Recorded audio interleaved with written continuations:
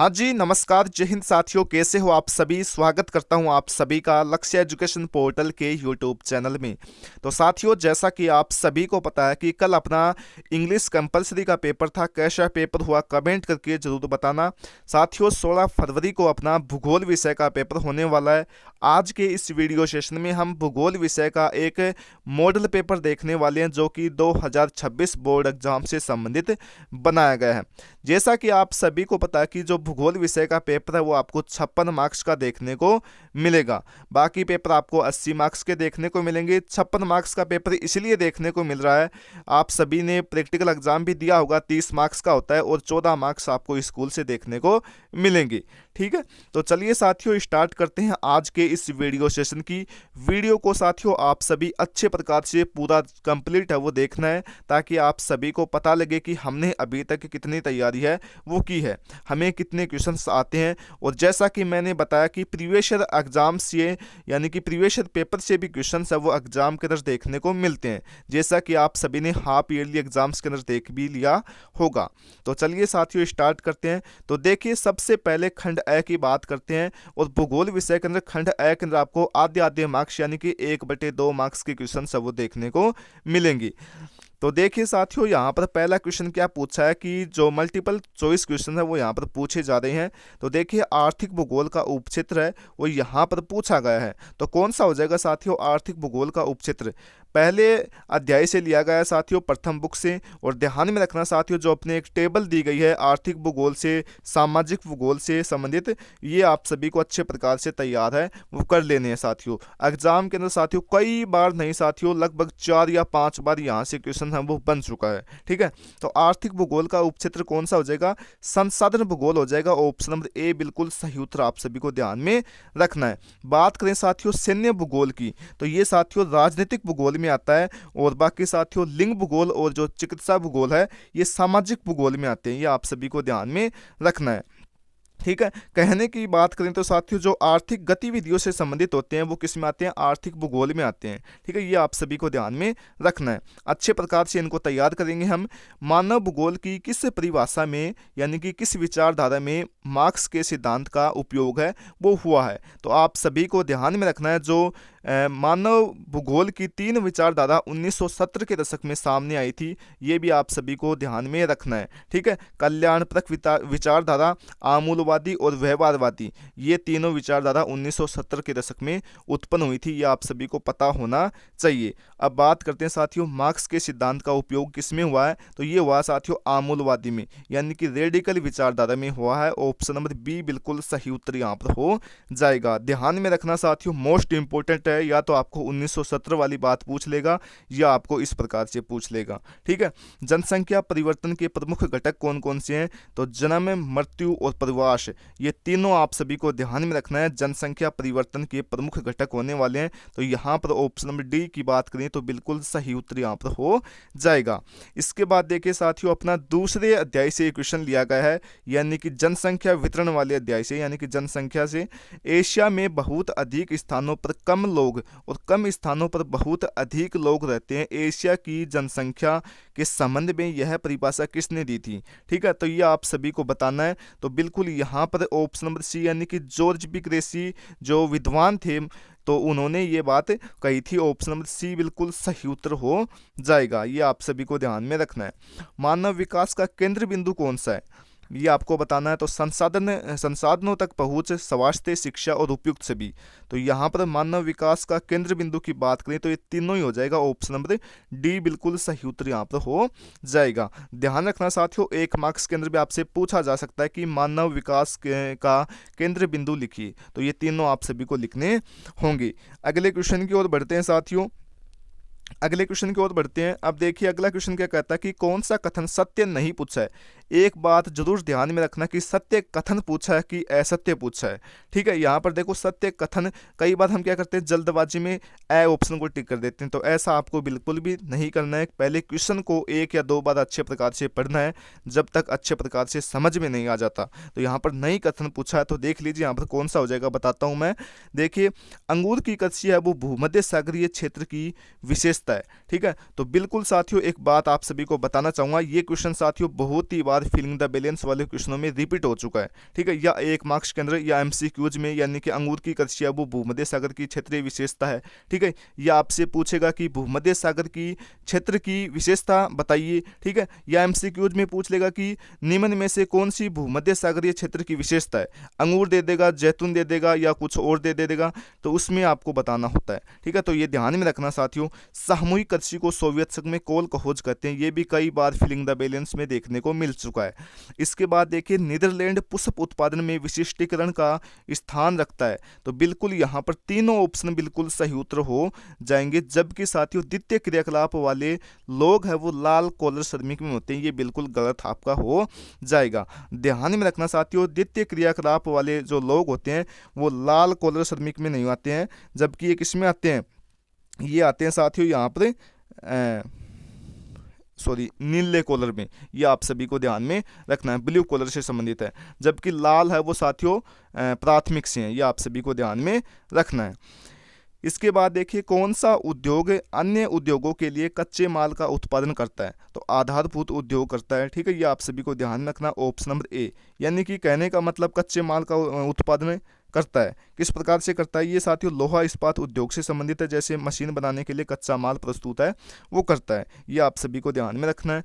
और स्वच्छंद उद्योग कौन से हैं, जो उद्योग प्रदूषण नहीं फैलाते हैं, ये भी आप सभी को पता होना चाहिए। इसका बाद देखिए निम्न में से कौन सा एक तृतीय क्रियाकलाप का उदाहरण नहीं है, एग्जाम्पल नहीं है, तो यहाँ पर कौन सा हो जाएगा साथियों, व्यापार परिवहन संचार, तो आखेट है, ठीक है, ऑप्शन नंबर बी, यानी कि ये प्राथमिक से संबंधित है। और ये भी आप सभी को पता होना चाहिए, कई बार क्वेश्चन पूछ लेता है कि तृतीय क्रियाकलाप के 2 उदाहरण लिखिए, द्वितीय क्रियाकलाप के 2 उदाहरण लिखिए, तो तृतीय के हो जाएंगे साथियों व्यापार परिवहन और संचार, और आखेट का मतलब होता है साथियों शिकार करना, ये भी आप सभी को पता होना चाहिए। विश्व का सर्वाधिक लंबा रेल मार्ग है वो कौन सा है, ठीक है, मोस्ट इंपोर्टेंट क्वेश्चन हो जाएगा। क्या करेंगे यहाँ पर आप सभी बिल्कुल सही उत्तर की बात करें तो पार साइबेरियन रेल मार्ग हो जाएगा, ऑप्शन नंबर ए बिल्कुल सही उत्तर हो जाएगा। और ये कहाँ पर स्थित है, रूस में स्थित है साथियों, ये भी आप सभी को ध्यान में रखना है। और देखो इसके बाद देखिए विश्व व्यापार संगठन यानी कि वर्ल्ड ट्रेड ऑर्गेनाइजेशन, कई बार फुल फॉर्म है वो पूछ ली गई है, ध्यान में रखना साथियों। इसकी बात करें तो सही उत्तर की सही उत्तर साथियों यहाँ पर ये इसकी वजह से छुप गया है, 1995 होगा इसका, ठीक है, 1995 आप सभी को ध्यान में रखना है। पहले साथियों WTO था वो साथियों गेट था, ठीक है, 1948 में गेट की स्थापना होती है, ये भी आप सभी को ध्यान में होना चाहिए। अब साथियों आप सभी को बताना चाहूँगा, एक सेकंड, अगर आप सभी साथी बिल्कुल निःशुल्क यानी कि बिल्कुल फ्री में टेस्ट देना चाहते हो, अपनी तैयारी को देखना चाहते हो कि हमने अभी तक कितनी तैयारी की है, तो आप सभी हमारे टेलीग्राम चैनल से जुड़ सकते हो, जहां पर साथियों रोज़ शाम को 8 बजे से बिल्कुल फ्री में टेस्ट का आयोजन है वो करवाया जाता है, जहां पर आपको भूगोल, इतिहास, राजनीति विज्ञान, हिंदी अनिवार्य, हिंदी साहित्य से संबंधित most important MCQs question PDF वगैरह वहाँ पर मिल जाएगी, ठीक है। और साथियों इसकी आपको कोई भी फीस नहीं देनी होती है, बस आपको टेलीग्राम चैनल से जुड़ना है और वहाँ से आप सभी इन टेस्टों का फ़ायदा है वो ले सकते हैं, और वहाँ पर आप सभी को अन्य जानकारी भी प्रोवाइड है वो करवा दी जाएगी। और देखो टेस्ट जैसे ही आप सभी दोगे वहाँ पर आपकी रैंक देखने को मिल जाएगी, ठीक है, यानी कि आपको कौन सी रैंक प्राप्त हुई है और आपका संपूर्ण जो परिणाम है यानी कि कौन सा क्वेश्चन सही किया कौन सा गलत किया वो आप सभी को देखने को मिल जाएगा। तो बिना टाइम वेस्ट करते हुए साथियों अपने टेलीग्राम चैनल से जुड़ना है, जो कि आपको इस वीडियो के डिस्क्रिप्शन या कमेंट सेक्शन के अंदर प्रोवाइड है वो करवा दिया गया है।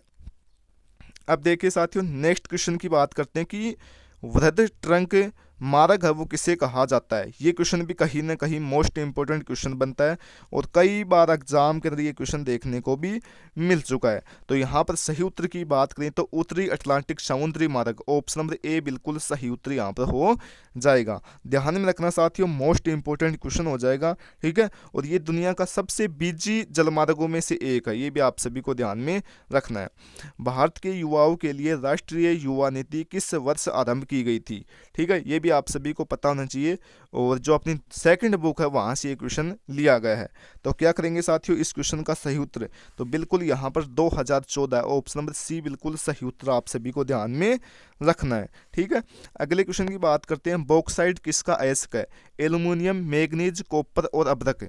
तो क्या करेंगे यहाँ पर सही उत्तर की बात करें हाँ, क्या करेंगे साथियों, यहाँ पर सही उत्तर बॉक्साइट किसका अयस्क है। तो सही उत्तर की बात करें तो यहाँ पर हो जाएगा साथियों एल्यूमिनियम, ऑप्शन नंबर ए बिल्कुल सही उत्तर यहाँ पर हो जाएगा। वीडियो को साथियों पूरा देखना, लंबा जरूर हो सकता है लेकिन मैं आपको अच्छे प्रकार से एक्सप्लेनेशन करते हुए पॉइंट बाय पॉइंट कौन सा क्वेश्चन यहाँ से देखने को मिल सकता है सब कुछ यहाँ पर बताने जा रहा हूँ। ठीक है, भारत में रेल सेवा की शुरुआत कब हुई थी, मोस्ट इंपोर्टेंट क्वेश्चन हो जाएगा साथियों ये भी। तो यहाँ पर सही उत्तर की बात करें तो ऑप्शन नंबर ए 1853 में। ठीक है, अच्छे प्रकार से आप सभी को पता होगा, ऑप्शन नंबर ए आप सभी को ध्यान में रखना है। जो पहली ट्रेन चली थी मुंबई से लेकर के थाने के बीच में चली थी। ठीक है, ये आप सभी को पता होना चाहिए। भारत में पूर्वी समुद्री तट पर स्थित पत्तन कौन सा है। ठीक है, ऐसे भी क्वेश्चन देखने को मिलते हैं। तो क्या करेंगे साथियों यहाँ पर, तो ऑप्शन नंबर बी यानी कि पारादीप पत्तन है वो आप सभी को ध्यान में रखना है। मोस्ट इंपोर्टेंट क्वेश्चन हो जाएगा जो कि उड़ीसा में है, ये भी आप सभी को ध्यान में रखना है। अगले क्वेश्चन की बात करते हैं कि राजस्थान में जल के अभाव में उपलब्ध जल संसाधनों के अधिकतम उपयोग किन बस्तियों का अनिवार्य है वो बना दिया है। पल्ली बस्तियां, गुच्छित बस्तियां, परिक्षिप्त बस्तियां, अर्धगुच्छित बस्तियां। तो क्या करेंगे साथियों यहाँ पर सही उत्तर बिल्कुल बिल्कुल यहाँ पर सही उत्तर हो जाएगा साथियों गुच्छित बस्तियां, ऑप्शन नंबर बी बिल्कुल सही उत्तर यहाँ पर हो जाएगा। ध्यान में रखना साथियों मोस्ट इंपोर्टेंट क्वेश्चन हो जाएगा जल के अभाव में जल संसाधनों का अधिकतम उपयोग। ठीक है, गुच्छित जो आसपास पास पास होते हैं वही करेंगे, आप सभी को पता ही है। उच्चतम स्तर के निर्णय लेने वाली गतिविधियों में कौन से क्रियाकलाप है वो शामिल है, यानी कि कौन सा अंग है। ठीक है, तो द्वितीयक, तृतीयक, चतुर्थक और पंचम। तो क्या करेंगे साथियों यहाँ पर सही उत्तर, तो बिल्कुल अच्छे प्रकार से आप सभी को पता है पंचम क्रियाकलाप हो जाएंगे, ऑप्शन नंबर डी बिल्कुल सही उत्तर यहाँ पर हो जाएगा, मोस्ट इंपोर्टेंट है। ठीक है, इसके बाद देखिए अगला क्वेश्चन क्या कहता है कि भारत की पहली संपूर्ण जनगणना वो कब होती है। ठीक है, तो ये होती है साथियों 1881 में, ऑप्शन नंबर बी बिल्कुल सही उत्तर यहाँ पर हो जाएगा। 1872 में भी हुई थी लेकिन वो संपूर्ण नहीं हुई थी। ठीक है, यानी कि अच्छे प्रकार से व्यवस्थित तरीके से बात करें तो वो होती है साथियों 1881 से, ये आप सभी को ध्यान में रखना है। इसके बाद देखिए आपको रिक्त स्थान यानी कि फिलिंग द बैलेंस वाले क्वेश्चन भी देखने को मिलेंगे और ये आपको 10 क्वेश्चंस देखने को मिलेंगे। तो पहला क्वेश्चन देखिए यहाँ पर क्या कहता है कि आदिम मानव समाज और प्रकृति की प्रबल शक्तियों के बीच की अनोन्य क्रियाकलाप को क्या कहा गया है। तो ये क्वेश्चन भी कहीं ना कहीं मोस्ट इंपोर्टेंट बनता है, पहले अध्याय से लिया गया है। तो पर्यावरणीय निश्चयवाद आप सभी को यहाँ पर लिखना होगा और देखो आपको ये लिखने की कोई भी आवश्यकता नहीं होती एग्जाम के, क्योंकि टाइम है वो वहाँ पर कम होता है। तो आपको सिर्फ पर्यावरणीय निश्चयवाद लिख कर ही आपको यहाँ पर कंप्लीट उत्तर है वो कर देना है। इसके बाद देखिए विश्व की जनसंख्या का 90% इसके खालिस्तान प्रतिशत का स्थल भाग में निवास करता है, तो 10% में। ठीक है, ये आप सभी को ध्यान में रखना है। इसके बाद देखिए प्रवासी जो किसी नए स्थान पर जाते हैं खालिस्तान कहलाते हैं। प्रवासी जो नए स्थान पर जाते हैं क्या कहलाते हैं, अप्रवासी कहलाते हैं। ये देखो आना, ठीक है, प्रवासी जो आते हैं वहाँ पर क्या करते हैं, अप्रवासी कहलाते हैं। जबकि जो लोग वहाँ से जाते हैं, ठीक है, किसी नए स्थान पर जाते हैं तो उन्हें कहते हैं उत्प्रवासी। तो इस प्रकार से आप सभी को इस पॉइंट को ध्यान में रखना है। ठीक है, इसके बाद देखिए वृद्धि और विकास दोनों खालिस्तान के संदर्भ में परिवर्तन को इंगित करते हैं। ठीक है, जो अपना मानव विकास अध्याय है और जो वृद्धि और विकास वाला पोर्शन है वहाँ की पहली लाइन ही यहाँ पर उठा ली गई है। तो समय आप सभी को ध्यान में रखना है। ठीक है, पहले पेज से ये क्वेश्चन लिया गया है। इसके बाद देखिए विस्तृत वाणिज्य अनाज कृषि की मुख्य फसल है वो कौन सी है, तो गेहूं आप सभी को ध्यान में रखना है। इसके बाद देखिए खालिस्तान ने वैश्विक संचार तंत्र में वास्तव में क्रांति ला दी है, तो इंटरनेट ने। ठीक है, इंटरनेट। ठीक है, इसके बाद देखिए भारत में वायु परिवहन की शुरुआत होती है वो 1911 में हुई थी। ठीक है, इलाहाबाद से नैनी के बीच में। ठीक है, प्रशासनिक मुख्यालय वालों शहरों को खालिस्तान नगर कहते हैं, तो प्रशासनिक नगर ही कहते हैं उनको। ठीक है, नगर आर्थिक वृद्धि के खालिस्तान के रूप में कार्य करते हैं। तो यहाँ पर आप सभी क्या करेंगे, नोड आप सभी को लिखना हुआ नोड। ठीक है, इसके बाद देखिए भारत में ग्रामीण बस्तियों को खालिस्तान प्रकारों में रखा जा सकता है, तो 4 प्रकारों में। ठीक है, ये आप सभी को ध्यान में रखना है और उनके नाम भी पता होना चाहिए, जैसे कि गुच्छित बस्तियां, अर्धगुच्छित, ठीक है, पल्ली, परिक्षिप्त, ये आप सभी को पता होना चाहिए। कई बार देख लेता है कि गुच्छित बस्तियां किसे कहते हैं, परिक्षिप्त बस्तियां किसे कहते हैं, ठीक है, पल्ली बस्तियां किसे कहते हैं। ठीक है, इसके बाद देखिए साथियों जनसंख्या घनत्व का सूत्र क्या होता है। जनसंख्या घनत्व का सूत्र क्या होता है साथियों, यानी कि जो प्रति इकाई क्षेत्र में रहने वाले लोगों को क्या कहते हैं, जनसंख्या घनत्व कहते हैं। ठीक है, ये आपको ध्यान में रखना है। तो कुल जनसंख्या बटे कुल क्षेत्रफल, ये होता है साथियों जनसंख्या घनत्व का सूत्र। ठीक है, इसके बाद देखिए फसल गहनता की गणना का सूत्र बताइए। ऐसे भी क्वेश्चन देखने को मिलते हैं एग्जाम में। तो क्या करेंगे साथियों, यहाँ पर सही उत्तर की बात करें तो फसल गहनता बराबर सकल बोया गया क्षेत्र बटे निवल बोया गया क्षेत्र गुणा 100। ये आप सभी को ध्यान में रखना। ठीक है, मैं यहाँ पर लिख नहीं सकता, नहीं तो आपको लिख कर भी बता देता अच्छे प्रकार से। स्वर्णिम चतुर्भुज परियोजना पर संक्षिप्त टिप्पणी आप सभी को लिखनी है, यानी कि जो स्वर्णिम चतुर्भुज है वो क्या है। तो जैसा कि आप सभी को बात करें तो स्वर्णिम चतुर्भुज है वो 4 बड़े शहरों को जोड़ता है, यानी कि महानगरों को जोड़ता है, दिल्ली, मुंबई, चेन्नई और कोलकाता। ठीक है, जिसमें से 4 या 6 लाइन की जो सड़क है वो पाई जाती हैं, ये भी आप सभी को ध्यान में होना चाहिए। इसके बाद देखिए भारत सरकार ने गंदी बस्तियों में जीवन की गुणवत्ता में सुधार लाने के लिए कौन सा कार्यक्रम है वो शुरू किया गया था। ठीक है, तो स्मार्ट सिटी मिशन, ठीक है, सम्राट सिटी मिशन का शुरुआत की थी और ये अपने दूसरे अध्याय से क्वेश्चन लिया गया है। प्रवास को प्रभावित करने वाले 2 कारक लिखिए। तो कौन से हो जाएंगे साथियों, प्रतिकर्ष और अपकर्ष, ये आप सभी को ध्यान में रखना है। और ये क्वेश्चन कहीं ना कहीं मोस्ट इंपॉर्टेंट बनता है।